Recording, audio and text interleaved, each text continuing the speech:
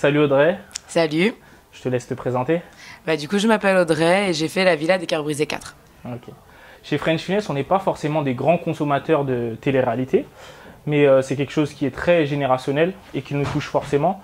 Du coup, on a voulu un peu s'intéresser, voir un peu l'envers du décor de la télé-réalité. Est-ce que tu peux, pour commencer, nous dire qu'est-ce qui t'a poussé à faire de la télé-réalité? Pas grand chose qui m'a poussé à faire de la télé-réalité. On m'avait déjà démarché pour faire une émission, Le Bachelor à l'époque, mais je voyais pas l'intérêt de courir, 15 meufs courir après un gars. Donc j'avais refusé. Et là, en fait, mon parcours, c'est que j'ai été 2 ans au Canada, à Toronto. Et quand on m'a proposé ça il y a 1 an, on m'a dit voilà, est-ce que ça te dirait de faire la Villa des Cœurs Brisés? J'avais pas trop d'idée de ce que c'était, donc j'en ai parlé à mes potes autour et mes copines m'ont dit ouais, c'est une des émissions, mais c'est la plus tranquille.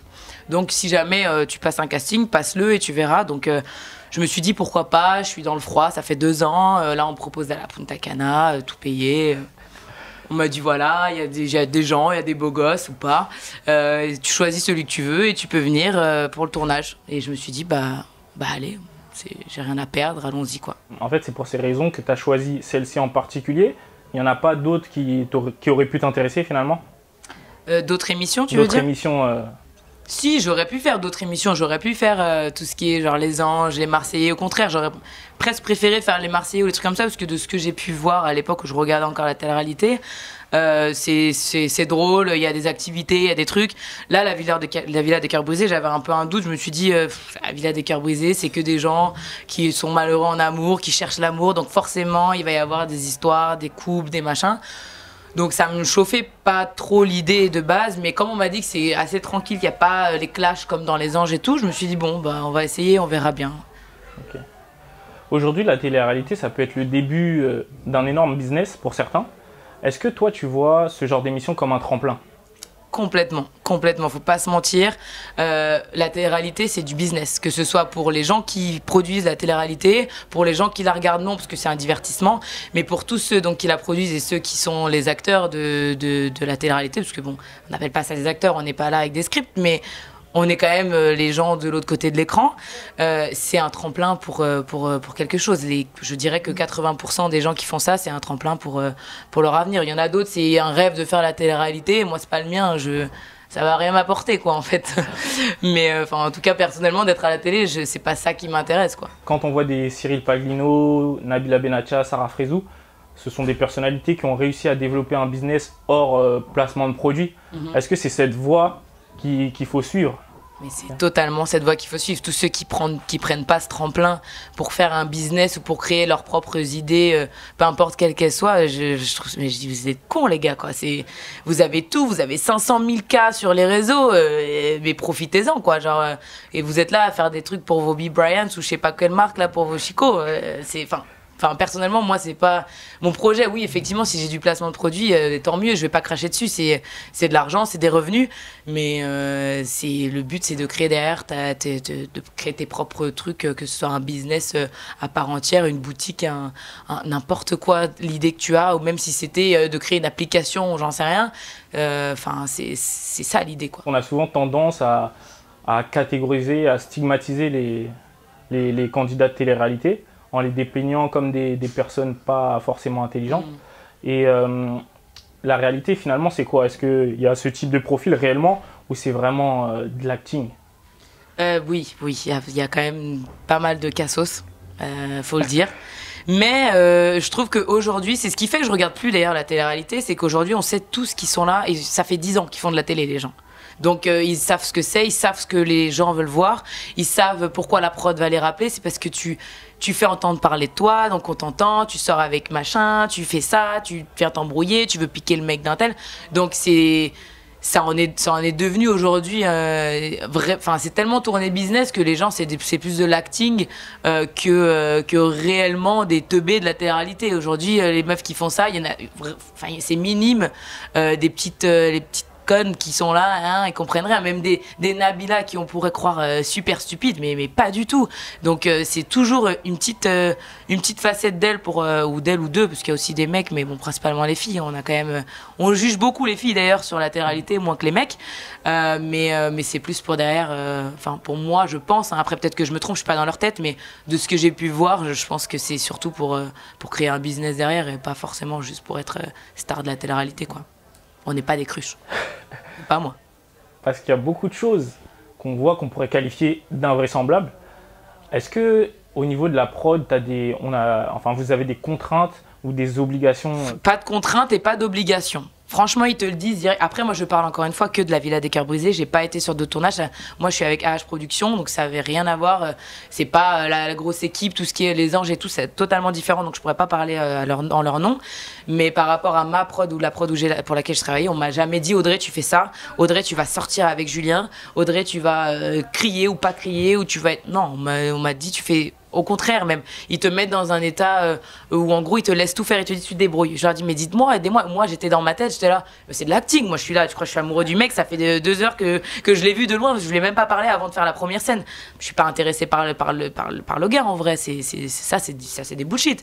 Mais ils te disent pas, faut que tu sois vraiment intéressé. Ils te disent s'il te plaît pas, tu rentres chez toi. Mais toi en tant que actrice de la télé-réalité, tu fais quoi? Tu vas pas dire je vais rentrer chez moi. Donc tu dis il m'intéresse ce mec. Et voilà, ça part comme ça. Mais il n'y a pas de scénario, non. Quelqu'un comme toi justement, ou tous les autres qui ont de la gamberge finalement, ce sont des personnes qui sont bankable pour la télé-réalité. Puisque je pense qu'il y a beaucoup de gens qui regardent en se disant ah ouais, on va se marrer. Non. Mais pour moi, si je la regarde plus, déjà, c'est qu'il n'y a plus rien qui m'amuse. Je trouve que c'est nul. On connaît tous les couples, les pas couples, les machins. Et non, je pense pas que. Non. Elle est courte, ma réponse. Donc, en vérité, les critères de sélection, tu penses qu'ils sont tournés vers quoi? Physique, premier.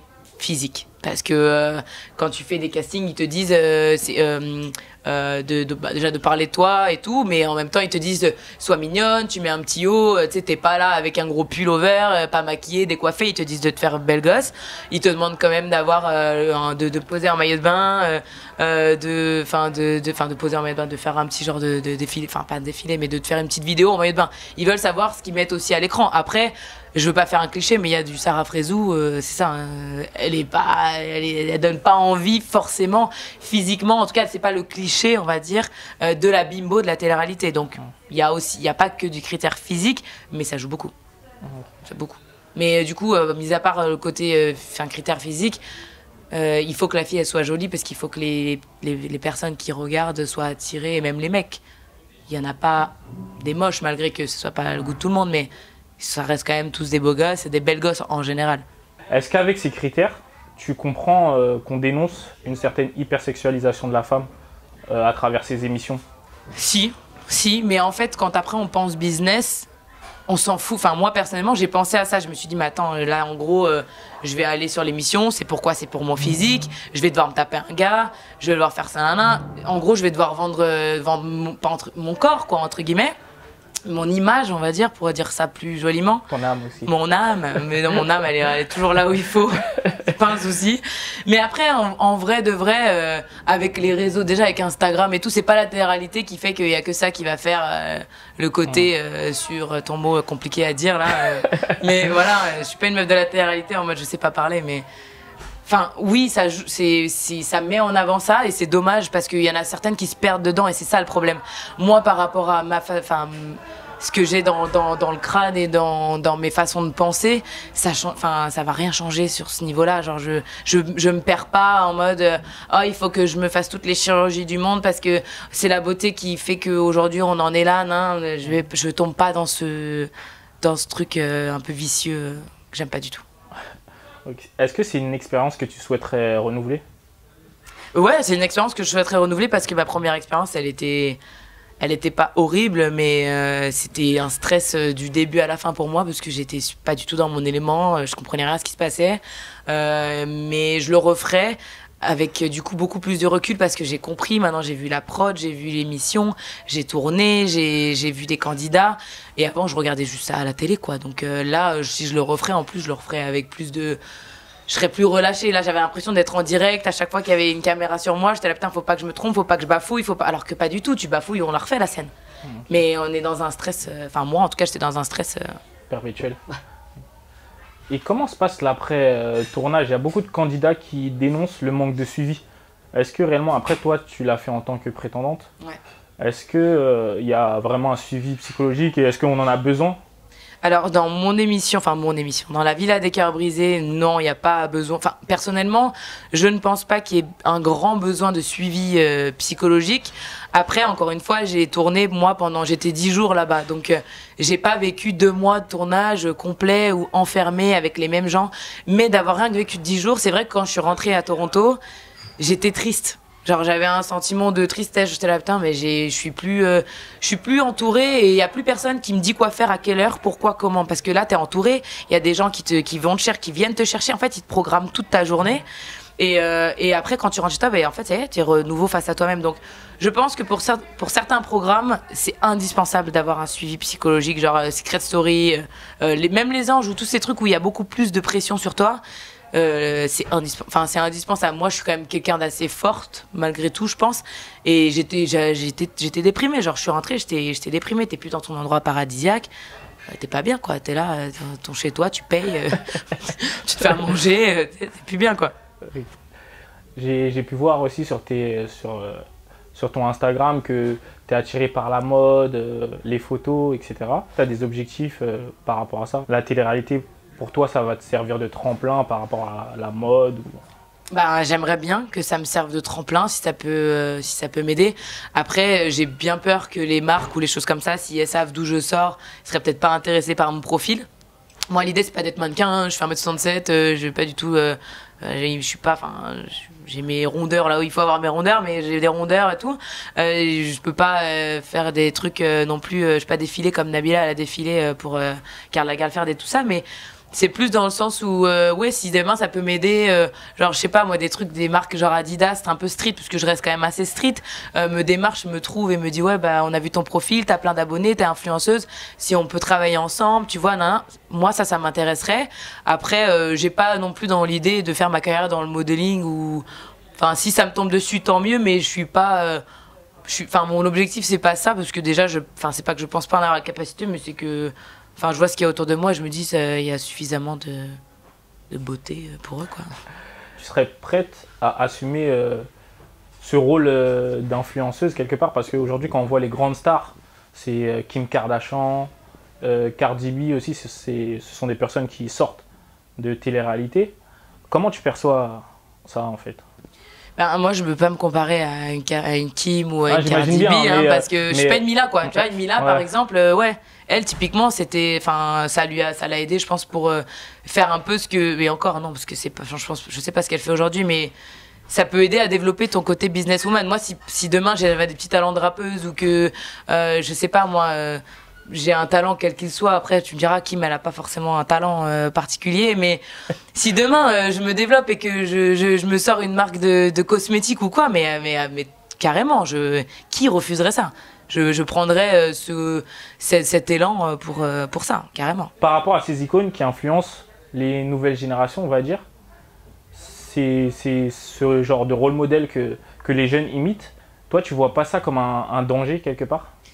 Si, mais en fait, c'est pour ça que moi, j'aimerais bien réussir à aller un peu plus loin dans ce milieu pour en fait montrer à toutes ces petites meufs qui suivent les 3/4, mais même 90% des personnes de télé-réalité qui font de la chirurgie esthétique gratos et qui sont fiers, qui font des vidéos, genre, ah, je suis en train de me refaire les seins ou en train de me refaire les fesses et on me refait ça et là, en fait, moi, j'ai envie d'enlever tous ces trucs-là et dire, en fait, mais même une fille simple, après c'est vrai que j'ai pas forcément peut-être le physique d'une meuf simple au premier abord, on se dit elle se la raconte, mais en vrai quand tu me connais et que tu m'entends parler et que tu vois ma façon de penser, tu te dis mais c'est une fille totalement lambda, normale, enfin pied sur terre et tout, et donc c'est pour ça que j'aimerais bien moi changer un peu les codes et dire on peut être des modèles et moi je vais rester un modèle, je vais dire bah j'ai des cheveux de merde, je vais pas forcément mettre une perruque pour vous montrer que je sais pas quoi, j'ai des défauts de mon corps, je les garde, j'ai pas envie de refaire mes seins, j'ai pas envie de refaire mes lèvres, j'ai pas envie enfin je sais pas tout ce qui se refond et tout. Enlever tout ce qui est superficiel. Ouais, ouais, j'ai envie d'enlever le côté superficiel parce que oui, pour moi, ça me dépasse. Genre, je vomis. Genre, je les regarde, je suis arrivée à la villa, j'ai vu des Fidji et tout qui sont à la base mignonnes, quoi. Mais j'ai dit, mais elle peut même pas bouger son corps, quoi. Là, elle est congestionnée, quoi, la go. Tu vois, moi, ça me dépasse, leur bouche et tout. En plus, c'est moche, c'est mal fait, donc c'est dommage, quoi. Donc, je veux arrêter ce truc-là. Aujourd'hui, je pense aussi qu'il y a des jeunes qui voient ça comme une vocation. Est-ce qu'il faut les préserver de ça ou finalement, si on gère bien cet aspect business, c'est quelque chose qu'on peut conseiller? Alors, encore une fois, ça dépend. Il y a les âmes sensibles. Déjà, tu le vois juste sur une fille quand elle est là, elle a 13 ans, elle est déjà sur son Instagram et elle veut devenir une star. Elle est là, elle pose et machin truc. Déjà, ça sent pas. Enfin, c'est pas que ça sent pas bon parce que ça veut rien dire. Je veux pas mettre tout le monde dans le même sac. Mais déjà, ça c'est pas une bonne façon d'être ou de penser et du coup, ça va être un mauvais élan. Faut les préserver et en même temps, c'est pour ça qu'il faudrait un peu dénoncer le côté bimbo télé-réalité et qu'il faudrait qu'ils nous mettent un peu dans les télés des gens un peu plus simples. Physiquement déjà, premier lieu physique, même si ça paraît que physique et on a toujours des coconnes à la télé qui sont là, qui crient pour rien et tout. C'est pas grave, ça. Après, on est tous des jeunes, les gamines à 14 ans, elles sont là, c'est pas grave. Mais sauf qu'elles, elles ont 30 piges et c'est ridicule. Mais le côté bimbo retouché, tout est modifié. Ça, par contre, faudrait le bannir. Il faudrait presque on interdise un peu comme à la Miss France, genre on interdit de se faire plus de 3 chirurgies. J'en sais rien, j'ai une connerie, mais par candidat pour passer à l'écran parce que moi ça me fait flipper parce que je me dis moi j'ai 27 ans donc j'ai un peu compris ce que c'était aujourd'hui, mais ceux qui grandissent dans ça, les filles qui grandissent dans ça et même les mecs, parce qu'au final on voit typiquement celui avec qui je suis sortie, des Julien Guirado qui enchaîne les meufs au bout de 2 semaines et qu'à chaque fois et notre meuf, certes il la respecte en soi dans le sens où il insulte pas et tout. Mais il les enchaîne. Donc les petits, ils sont là, ils regardent, ils sont là, ouais, t'as vu et tout, et ils sont là, il a eu 15 meufs, t'as vu, tu vois. Non, ça c'est pareil. C'est 2 trucs, que ce soit hommes et femmes, il faudrait essayer de temporiser, mais bon, malheureusement, le côté Julien, on peut le garder, mais le côté bimbo, moi, je pense qu'il faut l'arrêter, quoi. Du coup, quel message tu ferais passer à ceux qui vont regarder l'interview? Le message, c'est prenez pas la télé-réalité pour la réalité, en fait.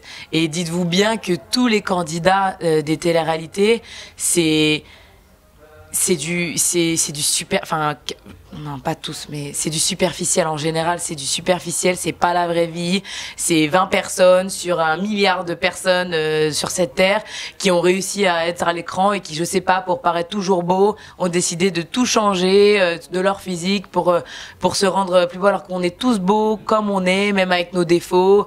Je veux dire, c'est ce qui fait la beauté de chacun, c'est qu'on est tous différents les uns des autres et loin d'être parfait, quoi. Il faut arrêter de mettre cette idée de, je sais pas, d'avoir ce truc-là refait et ce truc-là refait pour être parfaitement adapté à cette télé, quoi. Du coup, je te laisse conclure avec le mot de la fin. Je dirais, prenez pas la vie au sérieux, mais en même temps, faut pas dépasser certaines limites, quoi. Ok, merci à toi. Bisous.